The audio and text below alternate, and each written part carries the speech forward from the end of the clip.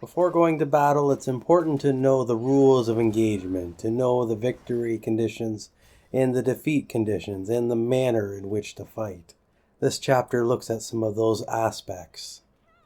Deuteronomy 20:1. When you go forth to battle against your enemies, and see horses and chariots, and an army greater than your own, do not be afraid of them, for the Lord your God, who brought you out of the land of Egypt, is with you. God, when he was selecting a people, he did not pick the biggest, he did not pick the strongest, he didn't pick the most numerous. He selected the Israelites, the slaves in Egypt. And it makes sense that when they go to battle, oftentimes they are going to be outgunned, outclassed, and outnumbered. But that's okay, because God is the one leading them, and he can grant them great military victory over any foe. This is one of the ways that God demonstrates his presence to the people of Israel, by showing them that he can deliver them through impossible situations.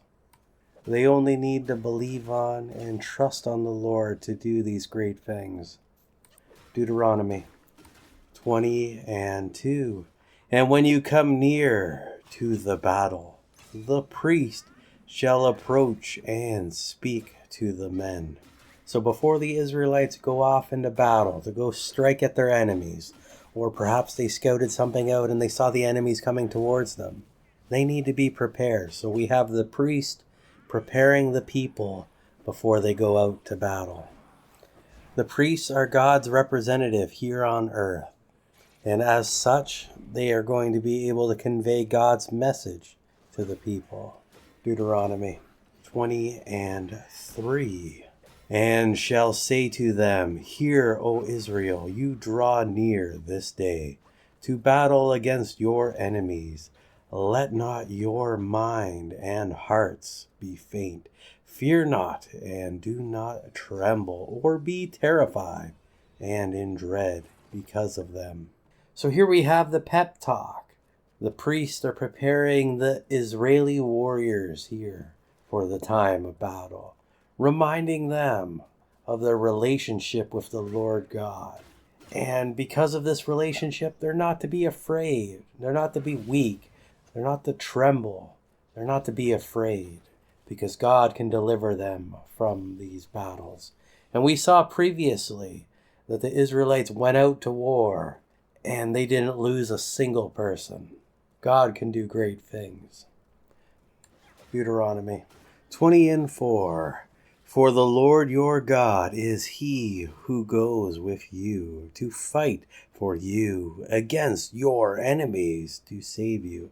Some of the people that Moses is talking to here will have remembered events that transpired previously when the Lord had delivered them. And others that may not necessarily have been alive at that point in time would have heard the story from their parents or their grandparents of these tremendous events that the Lord led them to victory. And here we have reassurance that the Lord is going to lead them through this as well.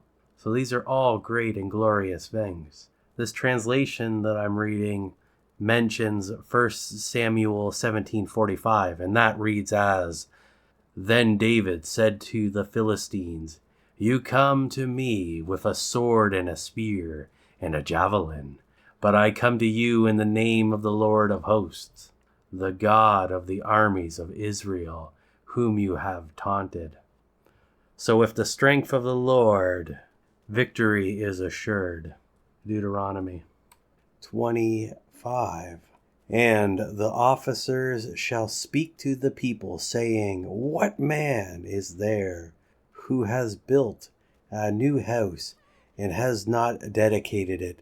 Let him return to his house, lest he die in the battle, and another man dedicate it. So we are going to encounter 3 different types of wars when it comes to Israel. We are going to have wars that are commanded by the Lord, that he tells them to go here to fight these people and whatever the circumstance may be. Then there's another type, which is the wars that are allowed by God, that if they want to go attack this group or whatever, they have permission from the Lord to go and do that. The third, of course, is wars that God did not permit them to do, and they did anyway. Wars that are counter to God. This line here, and we're going to see several more of them, are going to describe circumstances that allow for exemption to military service in a particular battle or event. Deuteronomy 20:6. And what man has planted a vineyard and has not used the fruit of it, let him also return to his house, lest he die in the battle, and another man use the fruit of it. 20:7. And what man has betrothed a wife and has not taken her, let him return to his house, lest he die in the battle and another man take her. So the Lord is incredibly good at leading people through impossible situations. And here the Israelites are going to battle, but he doesn't need all hands on deck. And he selects different groups of people here not to participate. Maybe they're preoccupied or wouldn't be that effective, or he just doesn't need them to be there. He doesn't want to take them away from something else. We have the person here who has just built a house, and he hasn't even dedicated it yet. So he needs to get that dedication done before he can join the battle. So he doesn't get to participate. We have the person here who plants the vineyard, goes through all the work, planting this, planting that, growing the vineyard. Hasn't had a chance to participate in it yet. Hasn't had the fruit of it yet. So he doesn't have to go to battle either. We have another man here who just got married, hasn't had relations with his wife yet. Well, you know where his mind's going to be. So he's exempt as well. So there's different reasons here. And God just doesn't need everybody to be there, because he can deliver them even a small amount. And there's going to be battles later on that we're going to see where individuals topple armies, and that's kind of cool. Deuteronomy 20:8. And the officers shall speak further to the people and say, what man is fearful and faint-hearted? Let him return to his house, lest because of him his brethren's minds and hearts faint as does his own. 20:9. And when the officers finish speaking to the people, they shall appoint commanders at the head of the people.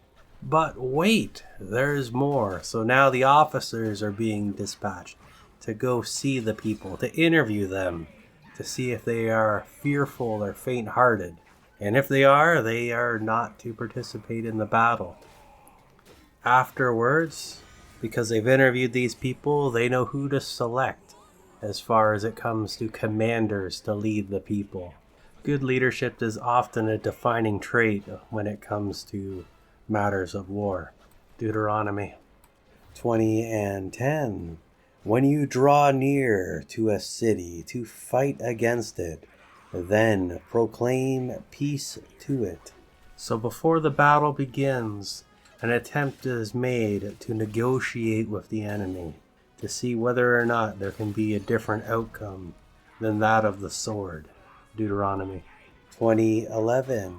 And if that city makes an answer of peace to you and opens to you, then all the people found in it shall be tributary to you, and they shall serve you.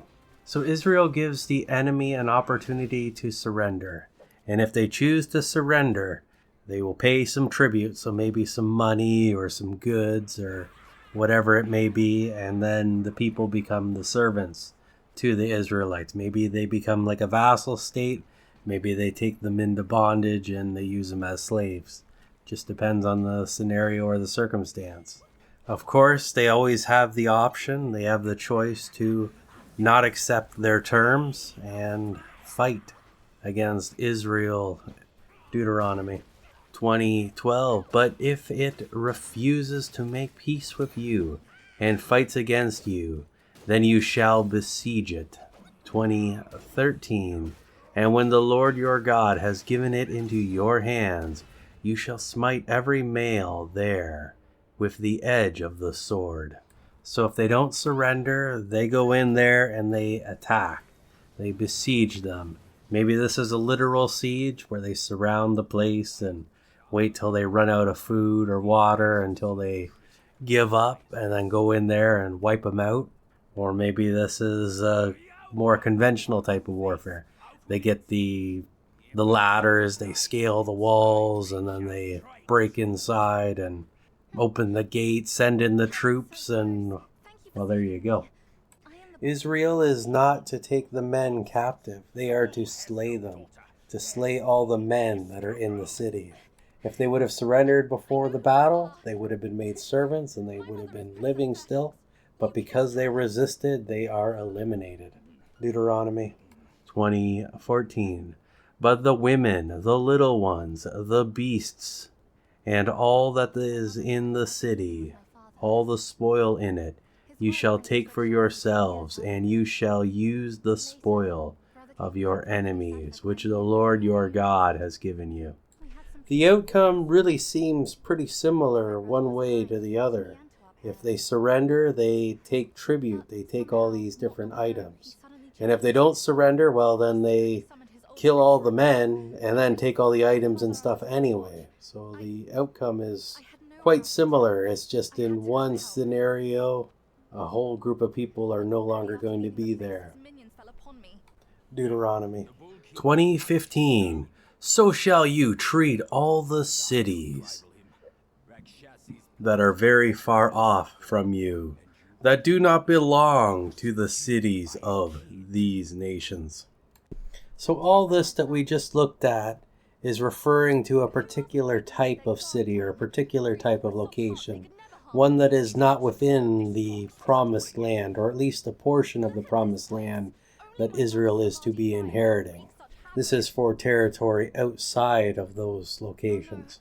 Deuteronomy 20:16. But in the cities of these people, which the Lord your God gives you for an inheritance, you shall save alive nothing that breathes. So the people that are in the land of Canaan, when Israel has to do battle with them to take their inheritance, they are required to totally and entirely destroy them. Man, woman, child, beast. Deuteronomy 20:17. But you shall utterly exterminate them, the Hittites, the Amorites, the Canaanites, the Perizzites, the Hivites, and the Jebusites, as the Lord your God has commanded you. 20:18.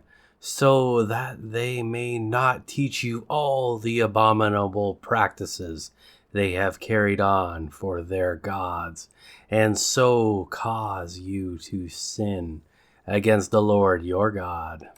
There's many different people within the promised land, within the land of Canaan, and they all worship their own gods and idols and do their rituals and all this other stuff. And Israel is to destroy them entirely, so that they don't even look at the idols or any of the things that they are doing, so that they are not tempted by them and do not fall into practicing their rituals. Deuteronomy 20:19. When you besiege a city for a long time, making war against it to take it, you shall not destroy its trees by using an axe on them, for you can eat their fruit. You must not cut them down. For is the tree of the field a man, that it should be besieged by you? 20:20. Only the trees which you know are not trees for food, you may destroy and cut down, that you may build siege works against the city that makes war with you until it falls. This is an interesting verse here. It shows that Israel is to be playing the long game. Yeah, they could cut down all the trees and maybe make more equipment out of it that way. But what's the point if it destroys what it is that they are inheriting? I know some trees, I believe it's Nutmeg. They take like 20 years to grow before they produce fruit, so if you were to cut the tree down, it would be very short-sighted. This seems like a very smart thing to do. Cut down the trees that don't produce the fruit and use them for making the siege equipment.